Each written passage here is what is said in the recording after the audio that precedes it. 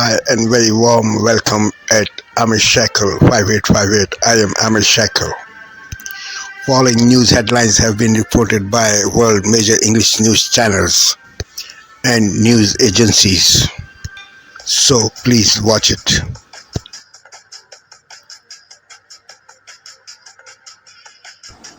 Tonight, the trade wars enter a new chapter as tariffs fly from America to Europe to Canada. America and its closest trading partners hit each other on steel, aluminum, even bourbon, bikes, and blue jeans. While some celebrate at home, Canada, one of our biggest trade partners, left furious and firing back. Despite news of cooling inflation, markets losing their momentum for a mixed day on Wall Street.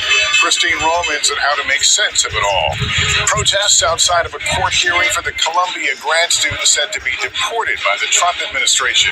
The case that's pitted free speech against claims of anti-Semitism. What Laura Jarrett learned in court. Justin or Brian Koberger's lawyers planning a bold new strategy. Why a defense expert may claim a key piece of evidence was planted. The search for a missing spring break student. A Virginia sheriff saying there's a person of interest.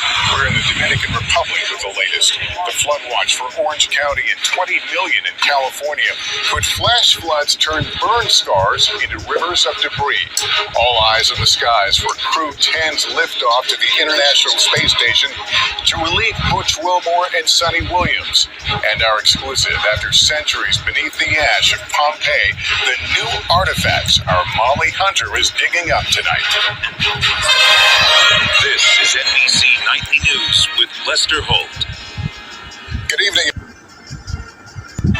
So the Democrat who gave the response to President Trump's speech to Congress says that it's no secret that the party is on its heels. Senator Alyssa Slotkin of Michigan, a battleground state that President Trump won, and she won as well, said this, quote, "Admitting you have a problem is the first step to recovery." Watch. I don't think there's anyone who feels like what's going on right now is normal, even if you voted for Trump, right? I think there's a feeling in the country, and I often say this, we're about to turn 250 years old, right? We're still pretty young for a country. These are our like our angry teenage years, right? We are going through this push and pull where we're happy, we're sad, we want this, we want that. And what do you do when you have a teenager who's threatening themselves and others? You just try to get them through this period alive. Okay, let's bring in James Carville, veteran Democratic strategist and author. New documentary out called Winning is Everything Stupid. James, great to have you with us. Thank you. Thank you for being here. So is Alyssa Slotkin's message that, that we're sort of in angry teenager mode in the country going to resonate with independent voters and Democrats who feel the party's gone too far left? I think people are afraid to death. They see markets collapsing. They see people calling Mark Kelly a traitor. They see disorder everywhere. Trump was going to bring the price of eggs down from day one, and Secretary Echols actually said that people need to raise chickens in their backyard. We can't call the Enola Gay the Enola Gay. I mean, what's coming out of Washington would scare the living bejesus out of anybody, independent, Republican, or Democrat. This administration is in total meltdown. Well, and I would point out that the market is turning around a bit today. We've had some good economic numbers that came out today. What has the market done since Trump it's been down for a few days. What has the market done since Trump took office? Yeah. What has the market done since Trump took office? It's lower for the Dow and for the NASDAQ. But, as you know, the market gyrates a lot, and it takes time to figure out whether or not these things are going to work. But I'm asking you what is resonating with voters out there. And I wonder, we did a segment earlier today that I want to bring back because we talked to Judge Jeanine a little while ago. We were talking about national security and Mohammed Khalil, who a lot of Democrats have decided to come out and back, including Dick Durbin, who posted for the Senate Judiciary Democrats, free Mahmoud Khalil. Here's what the Secretary of State, Marco Rubio, had to say about this individual that folks are supporting a little while ago. Let's watch.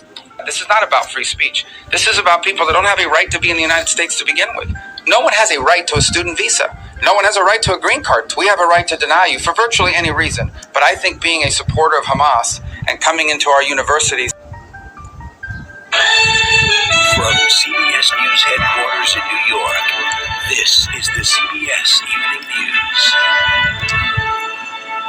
Good evening, I'm John Dickerson. I'm Maurice Dubois. President Carter created the Education Department in 1979, keeping a campaign promise. Now, nearly half a century later, President Trump is taking it apart. He, too, keeping a campaign promise. When Mr. Trump was sworn into his second term, there were just over 4,000 employees in the DOE. Now, there are half that number. Nearly 600 accepted buyouts. The rest were laid off. The Associated Press reports nearly half the department's civil rights branch is gone. It handles such cases as sexual violence complaints in schools and parents trying to get services for students with disabilities. Nancy Cordes tells us the DOE's principal function is funneling education aid money to states and local school districts. So, Nancy, what is the impact of all these cuts? Well, Maurice, the immediate impact is that there are going to be far fewer people to allocate these funds that go to nearly every public school in America. Now, will that cause delays?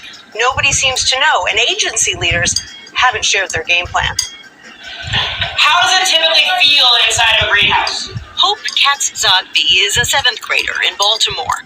She has Down syndrome, but the speech therapy and occupational therapy she receives on site enable her to attend her local charter school. She does a reading pullout every day. She gets extra help in math. Hope's mom, Liz Zogby, says the extra support is only possible thanks to a $15 billion program at the Department of Education.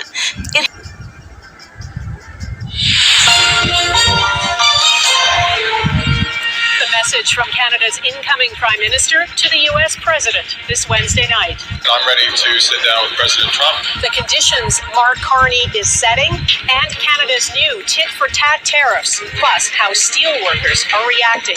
When you have a megalomaniac running the United States, America gets tougher with long-term visitors. A lot of them are confused and quite frankly, they're scared. What Canadians will and won't have to do if they stay in the U.S. more than 30 days. Pushing for peace, the pressure on Vladimir Putin to accept the ceasefire plan and forced to alter locations. Why a new church can take over the space of an old one.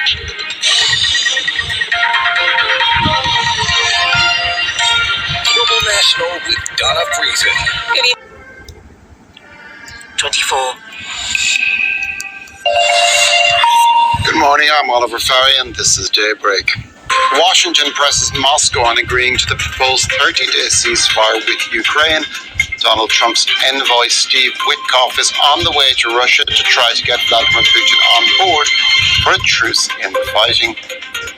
France's National Assembly adopts a resolution to give increased support to Ukraine in what members of parliament say sends a strong message both to Kyiv and to France's European partners. Former Philippine President Rodrigo Duterte arrives in The Hague and is handed over to the International Criminal Court, where he will face charges of crimes against humanity related to the alleged extrajudicial murder of drug dealers and users while he was president. The 79-year-old says he will accept full responsibility to protect the Philippine police and military. And SpaceX is forced to postpone the launch of a rocket that would have seen 2 U.S. astronauts stranded on the International Space Station for the past 9 months to return home. The ground systems error caused the cancellation of the launch at Kennedy Space Center in Florida.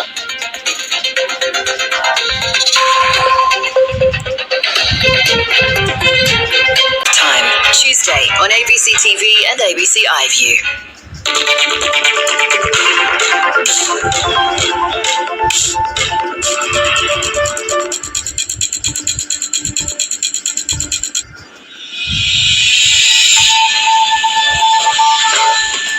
Today, electricity shock benchmarked power prices to rise at triple the rate of inflation.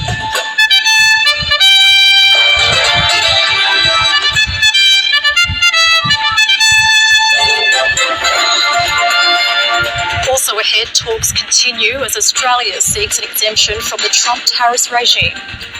We'll continue the discussions, but we're not going to panic. We're not going to panic.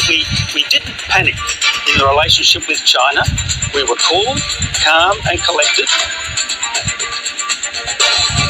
The Quiet water crisis, which has some South Australians unable to shower at home or wash their clothes. And breaking this hour, former Test cricketer Stuart MacGill convicted of supplying cocaine.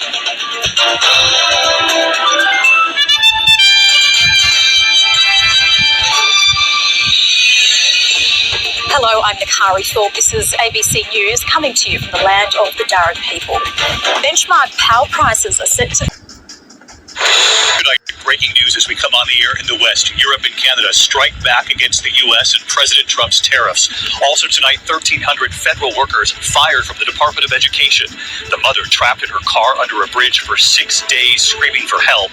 And the scrubbed launch just a short time ago right here in Florida. They were hoping to get those astronauts home. First tonight, the retaliation against the U.S. just hours after President Trump imposed 25% tariffs on steel and aluminum coming into the U.S. from Canada and Europe. What they've now done in response tonight, what this now means for American consumers. And the new polls tonight, Americans souring on President Trump's handling of the economy. The polling worse on tariffs. Also tonight, the Trump administration gutting the Department of Education. Nearly half the staff now gone, more than 1,300 fired. The concern across the country from parents who depend on student loans and financial aid to get their kids through college and other programs their children depend on. Tonight, what the new Secretary of Education is now saying. Tonight, the sheriff who now says a person of interest has been identified in the case of that missing Pittsburgh college student on spring break. What authorities in the Dominican Republic are now saying tonight about the young man who was believed to be the last person to see her alive. Tonight, that mother trapped in her car for 6 days with broken bones, veering off the road under a bridge. The cars driving over the bridge could not hear her screams. How she survived this. Tonight, hundreds of supporters demanding the release of a former Columbia grad student and pro-Palestinian. This is a... Hello and good afternoon. It's 2 p.m. in Singapore and Hong Kong, 11:30 in New Delhi, 1 p.m. in Jakarta. I'm Yasmin Yonkers at this hour. Former Philippine President Rodrigo Duterte says he'll take responsibility as the International Criminal Court takes him into custody.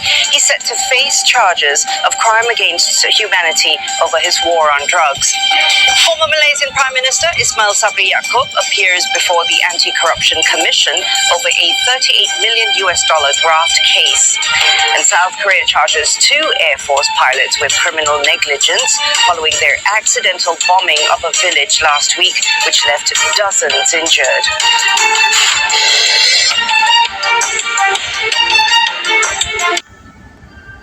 From benefits this Thursday, the 13th of March.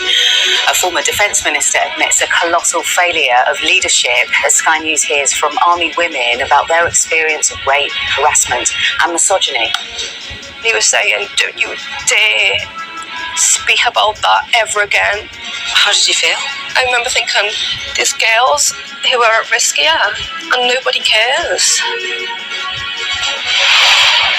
Downing Street meets would-be rebels as anxious Labour MPs fight plans to cut sickness and disability benefits. Rookie the Bear wakes up from hibernation happy and healthy after pioneering brain surgery. And in sport, how Aston Villa's in-form Paris Saint-Germain loanee Marco Asensio set up a meeting with his parent club in the Champions League quarter-finals.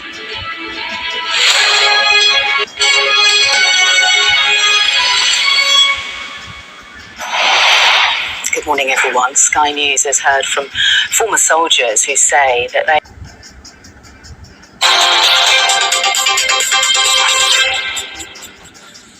Josh, thank you and good evening. Your latest headlines from the GB newsroom. President Trump has said that the US can put pressure on Russia to accept that 30-day ceasefire deal with Ukraine, although the president added that he hoped that wouldn't be necessary. Speaking during a meeting with the Irish Taoiseach, the president went on to add that, quote, there are things you could do in a financial sense that would be bad for Russia, and that NATO can be a force for good. The president's latest comments come as Defence Secretary John Healey met with counterparts from France, Germany, Poland and Italy in Paris today for more talks on Ukraine. President Zelensky said he wants to use a potential 30-day ceasefire as a chance to draft a permanent peace plan which could include security guarantees. Breaking tonight, President Putin has visited the western Russian region of Kursk for the first time since Ukrainian forces seized some of the territory in that region. Here's what Defense Secretary John Healey had to say in Paris. And I say to President Putin, over to you now. You said you want to talk, prove it. Accept the ceasefire, start negotiations, and end the war. And make no mistake, the pressure is now on Putin. The European Union was set up to take advantage of the US. That's what President Trump said as he was discussing his decision to impose tariffs on steel and aluminium imports. President Trump went on to say also during that meeting with the Taoiseach that he will respond to the European Union's counter-tariffs, adding that there will be very little flexibility on tariffs when they come in. Sir Keir Starmer has said that the UK will keep all options on the table to respond, and the Business Secretary described President Trump's decision to impose those tariffs as disappointing. The UK steel industry has also warned that tariffs couldn't come at the worst time. Canada and the European Union have announced retaliatory tariffs. President Trump set out his response earlier. The European Union treats us very badly. They have for years. And as you know, we're going to be doing reciprocal tariffs. So whatever they charge us, we're charging them. And so I don't know why people get upset about that, because there's nothing more fair than that. There are some cases where they're a little beyond reciprocal because, you know, we've been abused for a long time as a country. We have been abused really for a long time, and we will be abused no longer. And the government has announced tonight 4 days of events, celebrations and activities to mark the 80th anniversary of VE Day. The Culture Secretary has unveiled the programme to ensure that the next generation remember the values that veterans fought for. Catherine Forster spoke to Lisa Nandy about the plans. The programme of events that we're announcing for VE Day 80 is going to bring the past flickering back to life for that generation, whether it's through the work we're doing here at the National Theatre with letters to loved ones, asking children to go into their attics and family albums, to get letters from their relatives, to share them as part of our national story and the way that we honour the legacy of that generation, or whether it's through the film that we're making with James Graham, which will bring that to life for that generation. We're determined that these incredible veterans will be able to hand on the torch to this next generation. Those are the latest GB News headlines. Now it's time for Headliners. For the very latest GB News Direct your...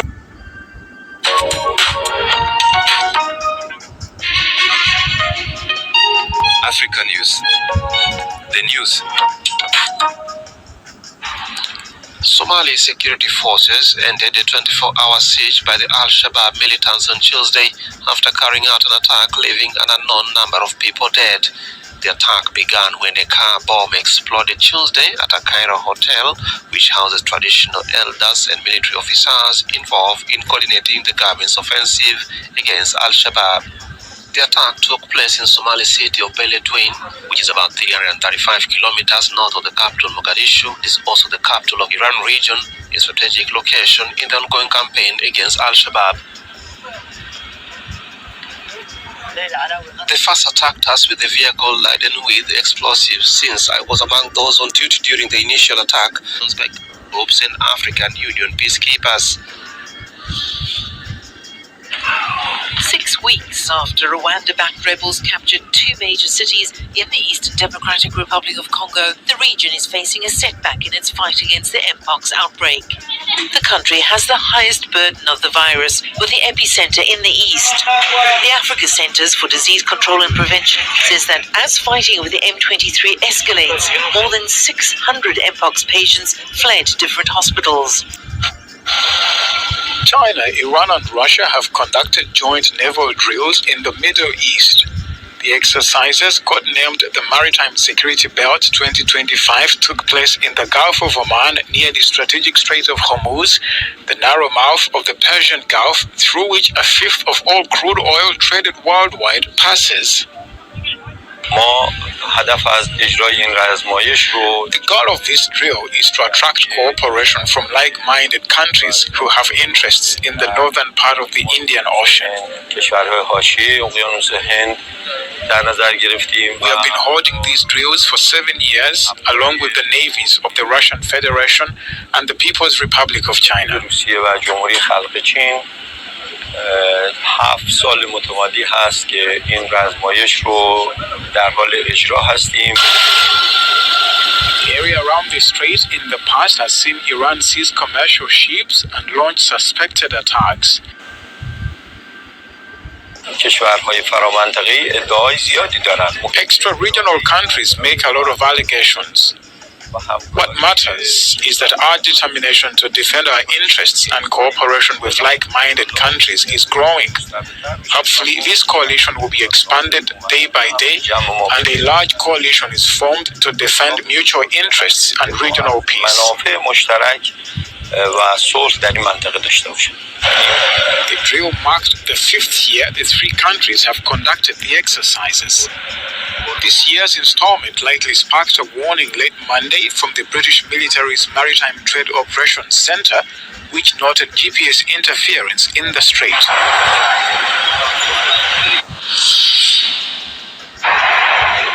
A cold Wednesday morning in Moscow and an equally icy reaction to news of a prospect of a ceasefire in neighboring Ukraine. The Russian capital's residents were skeptical that they will be quiet on the front line, while others saw no need for a pause. Until they achieve what they want, and until we achieve what we want, everything will go on. Moscow came under heavy drone attack Tuesday, hours before Ukraine signaled readiness for a ceasefire. Russia shouldn't wait for anything.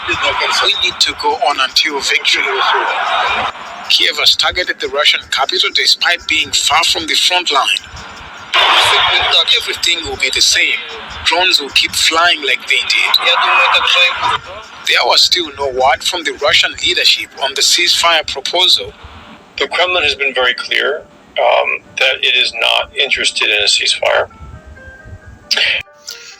Thank you very much for giving time to Amir Shekel 5858. I am Amir Shekel. Have a good life. Bye-bye.